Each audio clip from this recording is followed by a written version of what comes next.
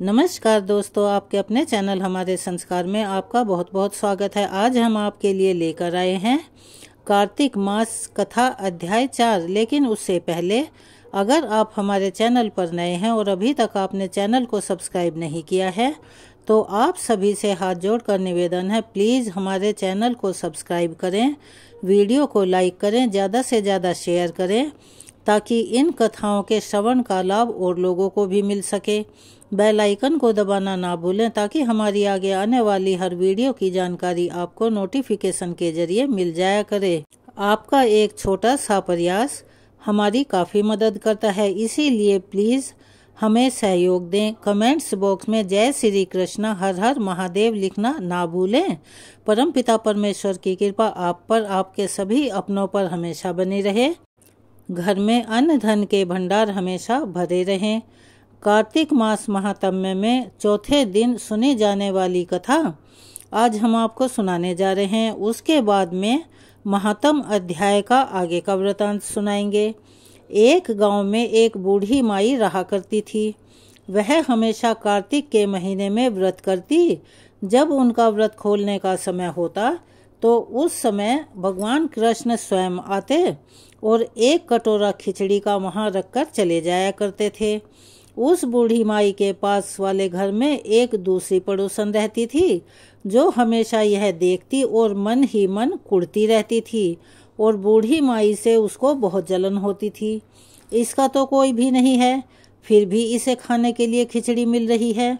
एक दिन कार्तिक के महीने में स्नान करने के बाद वह बूढ़ी माई गंगा जी को गई और उसके जाने के बाद भगवान श्री कृष्ण ने उसके लिए खिचड़ी का कटोरा उसके घर पर रख दिया। पड़ोसन ने जब यह देखा कि खिचड़ी का कटोरा रखा हुआ है और बूढ़ी माई घर पर है नहीं, तो उसने क्या किया, उसने उस खिचड़ी के कटोरे को उठाकर घर के पिछवाड़े फेंक दिया। जब बूढ़ी माई गंगा स्नान करने के बाद घर वापस आई तो उन्हें वह खिचड़ी का कटोरा घर में नहीं मिला, तो वह फिर उस दिन भूखी ही रही और वह बूढ़ी माई बार बार एक ही बात दोहराती रही, कहाँ गई मेरी खिचड़ी और कहाँ गया मेरा खिचड़ी का कटोरा। बूढ़ी माई तो हर दिन उस खिचड़ी के कटोरे से पहले भगवान कृष्ण को भोग लगाती, फिर उस खिचड़ी को खुद खाती। उस दिन ना तो बूढ़ी माई ने खिचड़ी खाई और ना ही उन्होंने कृष्ण भगवान को भोग लगा पाई। उधर बूढ़ी माई की पड़ोसन ने खिचड़ी का कटोरा जहाँ फेंका था वहाँ पर एक पौधा उग आया और उसमें बहुत सुंदर 2 फूल खिले। एक बार उस राज्य का राजा उस ओर से निकल रहा था तो उसने उन दोनों फूलों को देखा, तो वह दोनों फूल उसने तोड़ लिए और अपने महल में ले आया। महल में लौटने के बाद उसने वह फूल अपनी रानी को दे दिए। जब उन फूलों को रानी ने सूंघा तो वह गर्भवती हो गई। कुछ समय के बाद रानी ने 2 सुंदर पुत्रों को यानी राजकुमारों को जन्म दिया। राजा के दोनों पुत्र वे राजकुमार जब बड़े हुए तो वह किसी से बोलते नहीं थे, लेकिन जब वह दोनों शिकार पर जाते तो रास्ते में वही बूढ़ी माई उनको रोज मिलती, जो अब तक यही कहती हुई घूम रही थी, कहाँ गई मेरी खिचड़ी और कहाँ गया मेरा खिचड़ी का कटोरा। उस बूढ़ी माई की बात सुनकर दोनों बालक कहते कि हे माई, हम हैं तुम्हारी खिचड़ी और हम ही हैं तुम्हारा कटोरा। ऐसा हर बार होता। जब भी वे दोनों बालक शिकार पर जाते और बूढ़ी माई मिलती तो दोनों एक दूसरे के साथ मिलकर यही कहते। बूढ़ी माई भी यही कहा करती। एक बार राजा के कानों में यह बात पड़ गई कि यह दोनों राजकुमार गूंगे नहीं हैं, ये बुढ़िया माई के साथ बात करते हैं। राजा को सुनकर बड़ा आश्चर्य हुआ कि दोनों लड़के यहाँ तो महल में किसी से बात नहीं करते, कभी बोलते नहीं सुने गए, फिर यह बूढ़ी माई से कैसे बात कर लेते हैं। राजा ने सोचा कि सारी हकीकत को जानना चाहिए। राजा ने बूढ़ी माई को अपने महल में बुलवाया और कहा कि माई, हम में से तो यह दोनों किसी से भी नहीं बोलते, लेकिन हमने ऐसा सुना है कि तुमसे यह दोनों बातें करते हैं। बूढ़ी माई कहने लगी कि महाराज, मुझे नहीं पता कि दोनों मुझसे क्यों बोलते हैं। मैं तो बस कार्तिक का व्रत किया करती हूँ और मेरे कृष्ण जी मुझे खिचड़ी का कटोरा भरकर दे जाते थे। एक दिन जब मैं गंगा स्नान करके वापस आई तो मुझे वह खिचड़ी का कटोरा मेरे घर में नहीं मिला। बस मैं तब से यही कहने लगी कि कहाँ गई मेरी खिचड़ी और कहाँ गया मेरा खिचड़ी का कटोरा। तब उन दोनों बच्चों ने एक दिन सुना तो वे स्वयं ही कहने लगे कि तुम्हारी पड़ोसन ने वह खिचड़ी फेंक दी। उसके 2 फूल बन गए थे, वह फूल राजा तोड़ कर ले गए, अपनी रानी को दे दिए। जब रानी ने फूलों को सूंघा तो हम 2 लड़कों का जन्म हुआ। हमें तो भगवान श्री कृष्ण ने आपके ही लिए भेजा है। सारी बात सुनकर राजा ने बूढ़ी माई को भी महल में ही रहने को कहा। हे कार्तिक महाराज, जैसे आपने बूढ़ी माई की बात सुनी, वैसे ही कार्तिक का व्रत, स्नान और दीप दान करने वाले सभी भक्तों की सुनना। जो कार्तिक स्नान या दीप दान ना कर पाए, उन सभी भक्तों पर भी अपनी कृपा बनाए रखना। जो भी कार्तिक मास में इस कथा को पढ़ता है, कहता है, सुनता है या दूसरों को सुनाता है और हुंकारा भरता है, उसके सभी कार्य भगवान की कृपा से पूर्ण हो जाते हैं और सभी कष्टों का नाश हो जाता है। चलिए अब हम आपको सुनाने जा रहे हैं कार्तिक मास महात्म्य का आगे का वृतांत। सोनकादि 88,000 ऋषियों से श्री सूत जी महाराज ने आगे कहा। ब्रह्मा जी से अब तक के 5 अध्यायों में विभक्त कथा सुन सुनकर देवऋषि नारद जी गदगद हो गए। वे ब्रह्मा जी को प्रणाम करके विनम्र भाव से बोले, नारायण नारायण, हे पितामह, आप कृपा करके कार्तिक मास के महात्म्य का विस्तार पूर्वक वर्णन कीजिए, जिससे कि हम अच्छे से समझ पाएं। नारद जी के मुख से यह सुनकर श्री ब्रह्मा जी बोले, हे पुत्र, तुम तो बहुत ही उदार और सभी प्राणियों का भला चाहने वाले हो, इसीलिए मृत्युलोक के निवासियों के भले के निमित्त ऐसे ऐसे प्रश्न पूछते रहते हो। सुनो, आज मैं तुम्हें ऐसी कथा सुनाता हूँ जिसके पढ़ने और सुनने मात्र से ही समस्त पापों का और समस्याओं का नाश हो जाता है। अपनी बात को आगे बढ़ाते हुए श्री ब्रह्मा जी ने कहा, सुनो नारद, साधु संतों का सत्संग अत्यंत पवित्र, पावन और दुर्लभ होता है। यह संसार के समस्त भयों को दूर कर देता है और ज्ञानी ध्यानियों को मोक्ष की प्राप्ति करवाता है। जिसकी जैसी कामना होती है, उसकी वह कामना अवश्य ही पूर्ण हो जाती है। जिस तरह से गंगा जी पापों को धो देती है और सूर्य पापों को भस्म कर देता है, ठीक उसी प्रकार संत समागम यानी के सत्संग पाप, ताप और दीनता तीनों को ही नष्ट कर देता है। आधे अक्षण का साधु समागम भी मोक्ष प्रदान करने वाला होता है। इतनी बात सुनकर तमाम ऋषि और मुनियों ने कहा कि हे सूत जी, अब आप कृपया करके कार्तिक मास महात्म्य का इतिहास और उसका व्याख्या सुनाने की भी कृपा कीजिए। तब श्री सूत जी बोले, हे ऋषियों, एक समय चंद्र बदनी और कमल के समान कमल नैनी श्री सत्यभामा ने मन ही मन विचार किया कि मैं धन्य हूँ, जिसके पति देव स्वयं त्रिलोकीनाथ भगवान मधुसूदन हैं और वे 16,108 रानियों में सबसे बढ़कर मुझे ही प्यार करते हैं। जिस कल्प वृक्ष की पृथ्वी पर बसने वाले प्राणी बात तक नहीं जानते, वह कल्प वृक्ष स्वयं मेरे आंगन में लगा हुआ है। ऐसा विचार कर सत्यभामा ने एक दिन श्री कृष्ण से कहा, हे प्रभु, मैं आपसे एक बात पूछती हूँ और उम्मीद करती हूँ कि आप मेरे हित के लिए मेरी इन सभी बातों का उत्तर देने की कृपा करेंगे। सत्यभामा की यह बातें सुनकर भगवान श्री कृष्ण सत्यभामा का हाथ पकड़कर कल्प वृक्ष के नीचे ले आए। भगवान ने कहा, हे सत्यभामा, मैं अपनी सब रानियों में तुम्हें ही सबसे प्रिय मानता हूँ। मैंने तुम्हारे स्नेहवश में सुरराज इंद्र से विरोध करके यह कल्प वृक्ष स्वर्ग से लाकर तुम्हारे आंगन में लगा दिया। मैं तुम्हारे लिए ना देने वाली अदेय वस्तु भी दे सकता हूँ और ना कहने वाली बात भी कह सकता हूँ। इसीलिए अगर तुम मुझसे गुप्त से गुप्त बात भी पूछोगी तो भी मैं वह तुम्हें बता दूंगा। भगवान श्री कृष्ण की बात सुनकर सत्यभामा गदगद होकर बोली, हे स्वामी, अगर आप मुझसे इतने प्रसन्न हैं तो मुझे वह भी बताने की कृपा कीजिए कि मैंने पूर्व जन्म में ऐसा क्या शुभ कार्य किया था जिससे मुझे आपकी अर्धांगिनी बनने का सौभाग्य प्राप्त हुआ और आपके साथ गरुड़ पर बैठकर ब्रह्मलोक और इंद्रलोक में आने जाने का सुअवसर भी मुझे मिला। हे नाथ, पूर्व जन्म में मैं कौन थी और किसकी कन्या थी, सो आप मुझे विस्तार पूर्वक सुनाने की कृपा करें। सत्यभामा की यह बात सुनकर भगवान श्री कृष्ण मुस्कुरा दिए और बोले, हे सत्यभामे, मैं तुम्हें समस्त वृतांत विस्तार पूर्वक सुनाता हूँ। तुम एकाग्र चित्त होकर और ध्यान पूर्वक सुनो। सतयुग के अंत में मायासुर नगर के आत्रिक कुल में देव शर्मा नामक 4 वेदों, 6 शास्त्रों और 18 पुराणों का ज्ञाता एक ब्राह्मण रहा करता था। वह भगवान सूर्य नारायण का अनन्य भक्त था और रात दिन अतिथियों की सेवा में लगा रहता था। उसकी कोई संतान नहीं थी, फिर भी बड़ी आयु में उसे कन्या हुई, जिसका नाम उसने गुणवती रखा। देव शर्मा ने अपने एक शिष्य, जिसका नाम चंद्र प्रकाश था, उसके साथ अपनी कन्या गुणवती का विवाह कर दिया। चंद्र प्रकाश अपने ससुर के पिता के समान सेवा किया करता था। एक दिन देव शर्मा अपने दामाद को साथ लेकर लकड़ियां काटने वन में गया। वन में उन्होंने इधर उधर घूमते हुए एक महाभयानक राक्षस को देखा।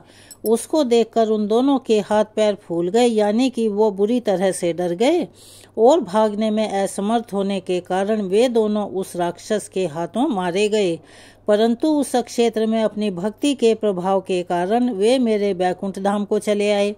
जैसे मेघ द्वारा वर्षा हुआ जल सभी नदियों द्वारा समुद्र में प्रवेश कर जाता है, ठीक उसी तरह श्री गणेश, शिवजी, सूर्यदेव और श्री हरि, इनमें से किसी भी देवता की भक्ति और उपासना करें, वह हमें अवश्य ही प्राप्त होता है।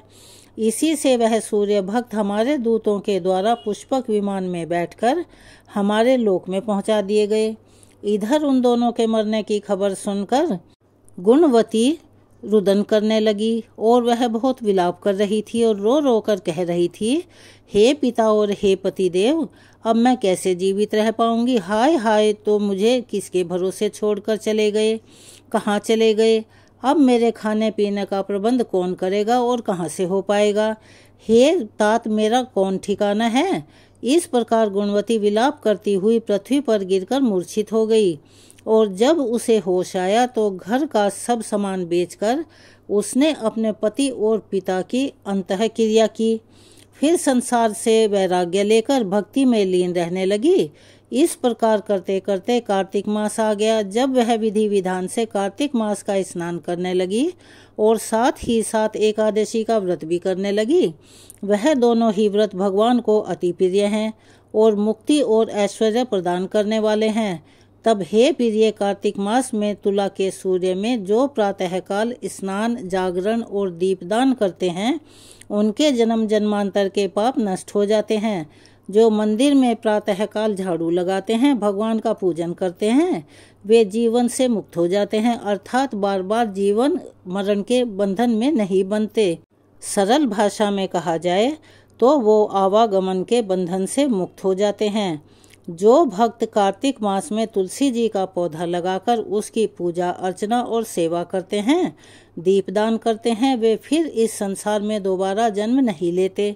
एक दिन गुणवती ज्वर से पीड़ित हो गई, यानी उसको बुखार आ गया और असहनीय होते हुए वह गंगा स्नान को कष्ट सहते हुए चली गई। स्नान करने को गंगा जी में प्रवेश करते ही ठंड के मारे उसका शरीर थरथर कांपने लगा और वह शिथिल होकर वहीं गिर पड़ी।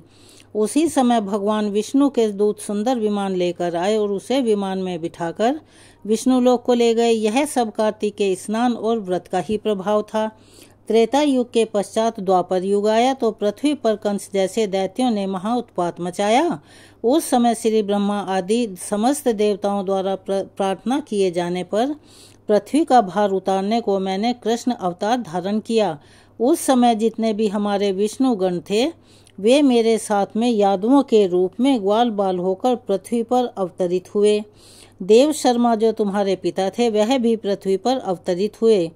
इस प्रकार हे सत्यभामे, उस जन्म में देव शर्मा का नाम शत्रजीत हुआ और चंद्र प्रकाश पृथ्वी पर जन्म धारण करके इस जन्म में अक्रूर जी हुए। तुम उस जन्म में गुणवती थी, अब तुम ही इस पृथ्वी पर जन्म धारण कर सत्यभामा हुई हो और कार्तिक मास में किए गए व्रत स्नान दान से ही तुम हमारी प्रिया हुई हो और तुमने आजीवन भर तुलसी जी के वृक्ष को सींचकर उसका पालन किया। इसी से तुम्हारे आंगन में आज कल्प वृक्ष है। और कार्तिक मास में तुमने जो दीपदान किया था, इसी से तुम्हारे घर में लक्ष्मी जी का प्रकाश है। कार्तिक मास में व्रत आदि करके जो तुमने काया कष्ट सहन किया था, उसी से तुम मेरी अर्धांगिनी हुई हो। जो कोई कार्तिक मास में व्रत आदि करता है, वह मुझे तुम्हारे ही समान प्रिय हो जाता है। हे प्रिय, अन्य दूसरे जप तप यज्ञ ध्यान आदि कार्तिक मास के 16वें भाग के बराबर भी नहीं होते। सत्यभामा जी को उनके जन्म का पूर्व वृतांत सुनाकर भगवान श्री कृष्ण जी मौन हो गए। आज हम अपने कार्तिक महात्म्य के अध्याय 4 को यहीं विराम देते हैं। इसके आगे का वृतांत हम आपको अपनी अगली वीडियो में सुनाएंगे। जय जय तुलसी भगवती सत्यवती सुखदानी, नमो नमो हरि प्रेयसी श्री वृंदा गुण खानी। श्री हरि शीश विराजनी, देहु अमर वर अम्ब। जनहित हे वृंदावनी, अब ना करहु विलम्ब। धन्य धन्य श्री तुलसी माता, महिमा अगम सदा श्रुति गाता। हरि के प्राणहु से तुम प्यारी, हरि हेतु कीन्हो तप भारी। जब प्रसन्न है दर्शन दीन्हो, तब कर जोरी विनय उस कीन्हो। हे भगवंत कंत मम होऊ, दीन जानि जनि छाड़हु छोहु। सुनि लक्ष्मी तुलसी की बानी, दीन्हो श्राप कंध पर आनी। उस अयोग्य वर मांगन हारी, होऊ विटप तुम जड़ तनुधारी। सुनि तुलसी ही श्रप्योत ही ठामा, करहु वास तुहु नीचन धामा। दियो वचन हरि तब तत्काला, सुनहु सुमुखि जनि होऊ बिहाला। समय पाई बोहरो पाती तोरा, पूजिहु आस वचन सत मोरा। तब गोकुल मह गोप सुदामा, तासु भई तुलसी तू बामा। कृष्ण रास लीला के माही, राधे शक्य प्रेम लखि नाही। दियो श्राप तुलसी तत्काला, नर लोक ही तुम जन्महु बाला। यो गोप वह दानव राजा, शंख चूड़ नामक शिर ताजा। तुलसी भई तासु की नारी, परम सती गुण रूप अगारी। अस द्वै कल्प बीत जब गयऊ, कल्प तृतीय जन्म तब भयऊ। वृंदा नाम भयो तुलसी को, असुर जलंधर नाम पति को। करी अति द्वंद अतुल बल धामा, लीना शंकर से संग्रामा। जब निज सैन्य सहित शिवहारे, मरहिन तब हर हरि ही पुकारे। पतिव्रता वृंदा थी नारी, को न सके पति ही संघारी। तब जलंधर ही भेष बनाई, वृंदा ढिग हरि पहुँचो जाई। शिव हित लही करी कपट प्रसंगा, कियो सतीत धर्म तो ही भंगा। भयो जलंधर कर संघारा, सुनि उर शोक उपारा। तिहि अक्षण दियो कपट हरि टारी, लखी वृंदा दुख गिरय उचारी। जलंधर जस हत्यो अभीता, सोई रावण तस हरि ही सीता। अस प्रस्तर सम हृदय तुम्हारा, धर्म खंडी मम पति संघारा। यही कारण लही श्राप हमारा, होवे तनु पाषाण तुम्हारा। सुने हरि तुरत ही वचन उचारे, दियो श्राप बिना विचारे। लख्यो न निज करतूति पति को, छलन चाहियो जब पार्वती को। जड़मति तुहु अस हो जड़ रूपा, जगमह तुलसी विटप अनूपा। धग्व रूप हम शालिग रामा, नदी गंडकी बीच ललामा। जो तुलसी दल हम ही चढ़ही हैं, सब सुख भोग परम पद पही हैं। बिनु तुलसी हरि जलत शरीरा, अतिशय उठत शीश उर पीरा। जो तुलसी दल हरि शिर धारत, सो सहस्त्र घट अमृत डारत। तुलसी हरि मन रंजनिहारी, रोग दोष दुख भंजनिहारी। प्रेम सहित हरि भजन निरंतर, तुलसी राधा में नहीं अंतर। व्यंजन हो 56 प्रकारा, बिनु तुलसी दल ना हरि ही पियारा। सकल तीर्थ तुलसी तरु छाही, लहत मुक्ति जन संशय नाही। कवि सुंदर इक हरि गुण गावत, तुलसी ही निकट सहस गुण पावत। बसत निकट दुर्वासा धामा, जो प्रयास ते पूर्व ललामा। पाठ करहि जो नित नर नारी, होई सुख भाषहि त्रिपुरारी। तुलसी चालीसा पढ़ी, तुलसी तरु ग्रह धारी। दीप दान करि पुत्र, फल पावहि बंध्यहु नारी। सकल दुख दरिद्र हरि, हार हवै परम प्रसन्न। अतिशय धन जन लड़हि, ग्रह बसहि पूर्णांत्र। लाहि अभिमत फल जगत, मह लाहि पूर्ण सब काम।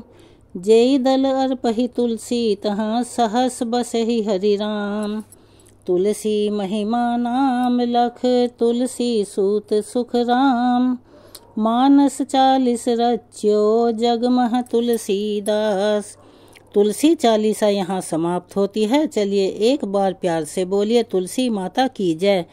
कथा सुनने के बाद आरती करना अनिवार्य होता है, तो चलिए हम सब मिलकर तुलसी माता रानी की आरती गाते हैं। तुलसी महारानी नमो नमो, हर की पट रानी नमो नमो। तुलसी महारानी नमो नमो, धन्य तुलसी पूरन तप कीनो। शालिग्राम बनी पट रानी नमो नमो। तुलसी महारानी नमो नमो, हर की पट रानी नमो नमो। जाके पत्र मंजरी कोमल, श्रीपति कमल चरण लपटानी नमो नमो। तुलसी महारानी नमो नमो, हरि की पट रानी नमो नमो। कौन महीने बोई रानी तुलसा, कौन महीने हुई हरियाली नमो नमो। तुलसी महारानी नमो नमो, हरि की पट रानी नमो नमो। कौन महीने हुई तेरी पूजा, कौन महीने हुई पट रानी नमो नमो। तुलसी महारानी नमो नमो, हरि की पट रानी नमो नमो।